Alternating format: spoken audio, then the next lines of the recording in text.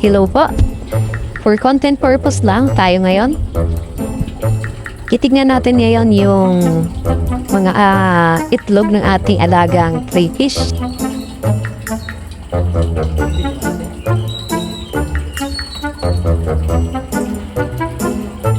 Tingnan natin siya. Aray! Masyado siyang madulhas. So, ganong klase ng paghawak ay mali. Dapat hinahawakan siya sa buntot. Ganito. Para yung mga itlog ay hindi masayang or maalis sa kanyang tiyan. Pero ito, sad. Marami nawala sa kanya or nahulog na itlog. For content purpose, titignan lang natin siya. Yan, balik na natin. At yung mga naiwang itlog, balik lang din natin kasi para makain niya rin ito. Puding. Yan, sana mag-hatch na agad.